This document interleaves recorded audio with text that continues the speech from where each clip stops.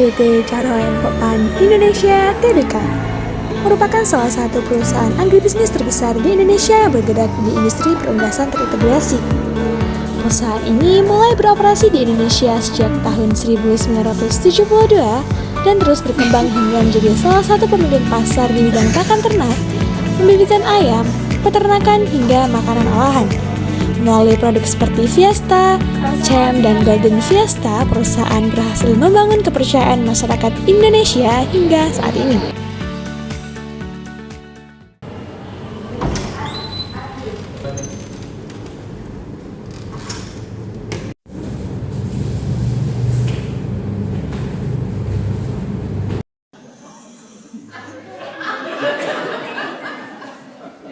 Selamat pagi semuanya. Selamat pagi, Pak. Terima kasih sudah hadir rapat pada pagi hari ini. Rapat kali ini kita akan membahas mengenai evaluasi dan juga perencanaan strategi perusahaan untuk tahun 2026. Nah, seperti yang kita ketahui saat ini, persaingan industri sektor kita sudah makin kompleks, baik itu dari bahan baku, kompetitor, maupun konsumen. Karena itu saya ingin kita membahas kondisi perusahaan secara menyeluruh sebelum menentukan strategi perusahaan yang akan kita terapkan pada tahun ini. Baik Pak, data laporan dan evaluasi setiap masing-masing divisi sudah kami siapkan. Baik, saya harap rapat ini dapat berjalan secara terbuka. Jadi saya berharap kepada kalian semua agar dapat memberikan semua pendapat ataupun masukan. Langsung saja kita mulai. Selamat pagi Pak David dan rekan-rekan sekalian. Perkenalkan, nama saya Farah Arkana Fabian dari Manajer Departemen Strategik. Kali ini saya akan memaparkan kondisi eksternal perusahaan kita menggunakan 5 words. Nah, yang pertama ini adalah ancaman pendatang baru atau threat of new entrants. Di sini nih perusahaan kita sangat sulit untuk dimasuki oleh pendatang baru karena harus memiliki modal yang besar. Terus juga kita sudah memiliki banyak peminat di berbagai daerah di Indonesia. Yang kedua nih daya tawar atau pemasok. Daya tawar atau pemasok nih masih bergantung dari impor, sehingga kita nih sangat bergantung dengan harga dolar pada saat ini yang sedang naik. Selanjutnya, yang ketiga ini ada daya tawar pembeli. Daya tawar pembeli nih kita menjual seperti produk ayam dan makanan olahan yang mudah ditemukan di pasar, sehingga ini mempermudah konsumen untuk terus mencari kita dan membeli produk kita setiap saat. Yang keempat adalah ancaman produk pengganti. Ancaman produk pengganti yang tren saat ini adalah healthy food atau makan makanan sehat, tetapi tren tersebut tuh tidak terlalu banyak diminati atau masih sedang berkembang, jadi tidak terlalu mengancam kita untuk saat ini. Dan yang terakhir ini adalah persaingan industri.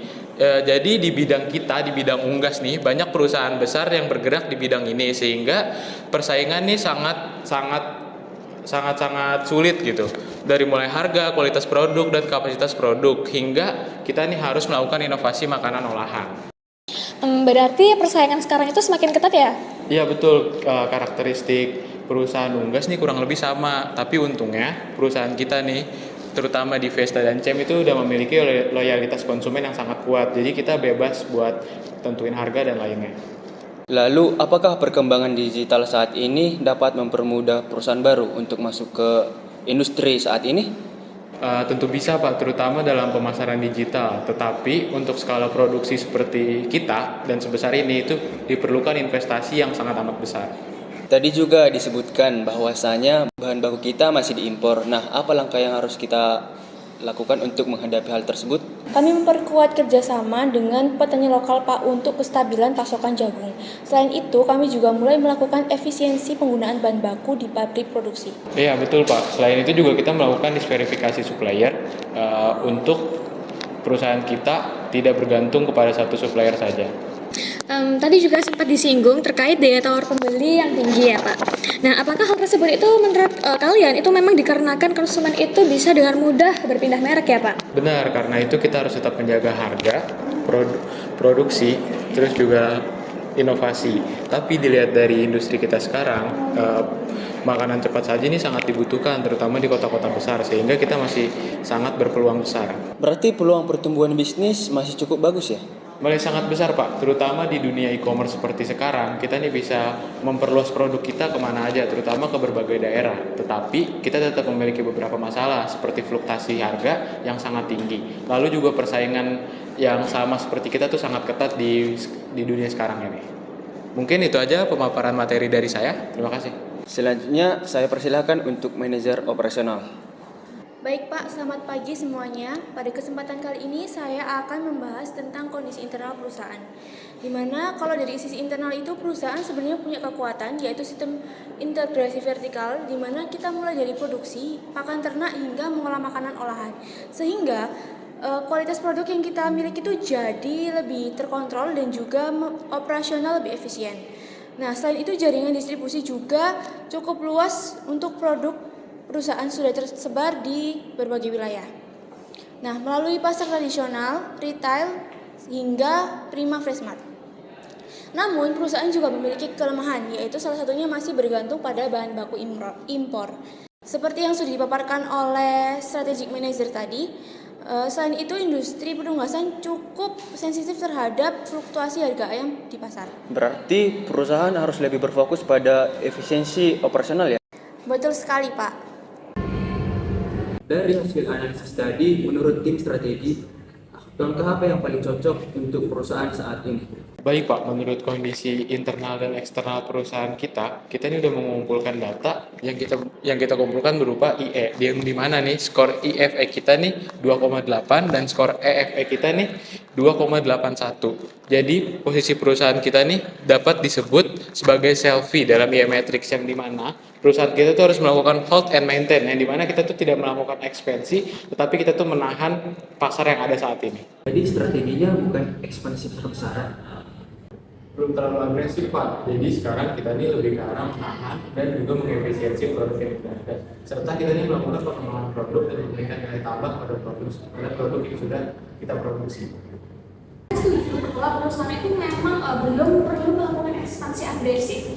Jadi perusahaan bisa lebih fokus pada inovasi, kemudian pengelolaan brand dan juga efisiensi biaya yang kita keluarkan untuk memproduksi produk-produk dari perusahaan kita.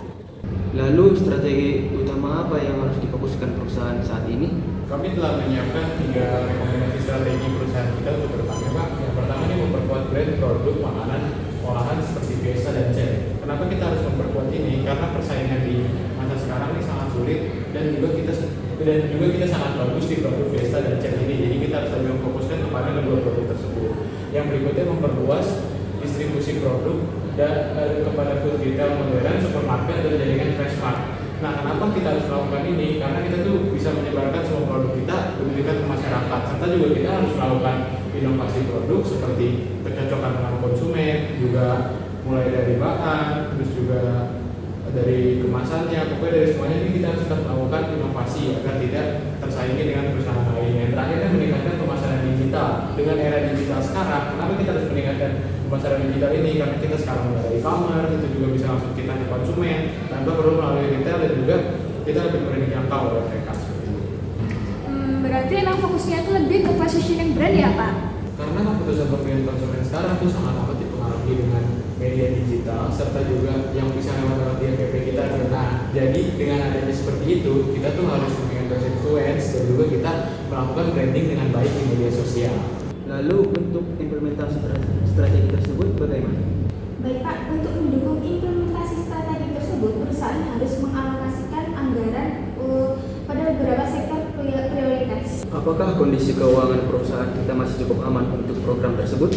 Masih cukup stabil Pak, karena kita akan tetap mengontrol pengeluaran investasi dan juga fokus pada program-program yang memang berdampak langsung pada efisien dan pertumbuhan bisnis. Dari sisi operasional, kami juga terus memantau produksi dan distribusi agar kualitas itu terjaga sampai ke konsumen. Apalagi untuk produk frozen food, coachingnya itu harus juga tetap terjaga. Benar, kalau emang produksi atau distribusi operasional kita itu berjalan baik, itu jadi keunggulan kita dibandingkan kompetitor kita yang lain.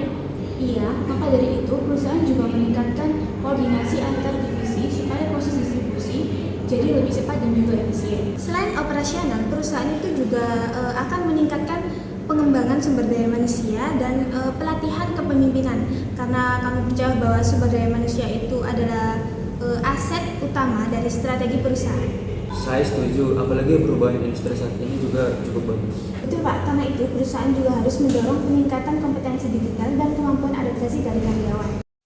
Saya ingin memastikan strategi dapat berjalan dengan baik dan benar-benar memberikan hasil. Lalu bagaimana hasil evaluasi perusahaan saat ini?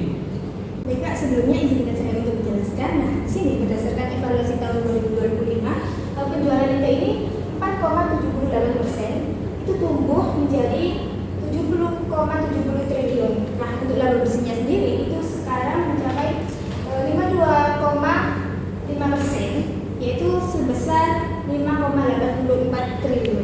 Sisi operasional sendiri, penggunaan otomatisasi dan penguatan sistem distribusi juga cukup membantu meningkatkan efisiensi. Jadi proses produksi bisa lebih stabil dan lebih terkontrol. Apakah KPI perusahaan sejauh ini sudah sesuai target? Kalau secara umum itu sudah sangat efektif Pak, karena beberapa indikator utama dari perusahaan itu menunjukkan peningkatan dibanding tahun-tahun sebelumnya. Nah, salah satu dari yang paling terlihat yaitu pertumbuhan penjualan food yang seperti merek Fiesta dan Chan. Apa saja yang dipantau dalam proses food? Saat ini perusahaan itu memantau pertumbuhan penjualan, distribusi produk, dan kontribusi proses food terhadap pendapatan perusahaan. Nah, selain itu kami juga melihat efektivitas promosi digital dan peningkatan permintaan pasar, Pak. Nah, bahkan kemarin kita juga sempat membangun pabrik baru di Sulawesi Selatan. Nah, menurut saya pribadi keputusan itu sangat tepat karena permintaan di wilayah Indonesia Timur ini itu terus meningkat dan pertumbuhan perusahaan bisa menekankan biaya logistiknya, Pak. Bagaimana hasilnya sejauh ini? Penjualan produk proses food ini juga meningkat dan kontribusinya terhadap pendapatan perusahaan itu juga semakin besar, Pak. Dari sisi operasional, KPI itu yang dipantau lebih fokus ke efisiensi produksi dan kestabilan supply. Mulai dari efisiensi penggunaan bahan baku, kestabilan produksi, kemudian kapasitas cold storage, dan juga distribusi produk. Kenapa distribusi menjadi perhatian yang besar? Karena produk frozen food sangat bergantung pada cold chain, Pak. Dimana kalau distribusi terlambat atau suhu penyimpanannya itu nggak stabil, kualitas produksi juga bisa langsung turun. Berarti secara keseluruhan KPI perusahaan saat ini masih berada di jalur yang positif? Iya, Pak, tepat sekali. Sebelum rapatnya tutup, saya ingin mendengar evaluasi akhir dari sisi konsultan. Baik Pak, terima kasih atas kesempatan yang diberikan. Jadi di sini saya akan menyampaikan beberapa masukan. Jadi secara keseluruhan saya sudah melihat bahwa atas strategi perusahaan ini sudah cukup tepat, terutama ketika perusahaan ini tetap mampu menjaga pertumbuhan kinerja di tengah kondisi yang seperti kita tahu saat ini yang cukup fluktuatif. Kemudian menurut saya penguatan proses food merupakan langkah yang paling strategis. Kenapa? Karena dibandingkan hanya mengandalkan penjual secara live bird saja, produk proses food ini lebih mempunyai nilai tambah di tengah masyarakat saat ini. Dan juga kalau untuk tantangan terbesarnya sendiri, perusahaan itu sekarang bukan hanya di bidang persaingan industrinya saja, tapi juga bagaimana caranya kita itu bisa menjaga efisiensi di tengah kondisi pasar yang seperti yang kita ketahui tadi ada cukup fluktuatif karena bahan baku, kemudian biaya industri dan juga daya beli masyarakat yang memang sangat berubah setiap waktunya. Dan kalau untuk perusahaan itu kita harus lebih berhati-hati dalam pengelolaan investasi. Dan menurut saya keputusan itu sangat tepat. Kenapa? Karena saat kondisi industri yang belum sepenuhnya stabil ini, perusahaan itu harus menjaga keseimbangan antara pertumbuhan bisnis dan juga efisiensi biaya. Nah, kemudian saya juga ingin menekankan bahwa perusahaan itu perlu terus memperkuat inovasi produknya, kualitas produk, digital marketing dan juga distribusi supaya bisa tetap unggul dibandingkan dengan kompetitor lainnya. Seperti saat ini mungkin kita lebih menekankan pada marketing melalui e-commerce maupun web yang kita punya yaitu www.cpo.id. Baik, itu saja masukan yang dapat saya sampaikan. Semoga kedepannya perusahaan atau PT Calon Pemain Indonesia Tbk ini dapat berkembang dengan baik. Terima kasih atas seluruh evaluasi dan juga masukannya. Saya harap seluruh divisi bisa menjalankan strategi perusahaan dengan maksimal agar target perusahaan kita di tahun ini dapat tercapai dengan baik. Dengan kerjasama yang kuat, inovatif, dan perkembangan yang berkelanjutan, saya bisa berharap dan yakin PT Calon Pemain Indonesia Tbk dapat menjadi perusahaan yang berkembang dan mempertahankan posisinya menjadi salah satu perusahaan terbaik agribisnis di Indonesia. Baik, sekian rapat kita untuk di hari ini. Sampai berjumpa di pertemuan selanjutnya. Terima kasih. Baik Pak, terima kasih.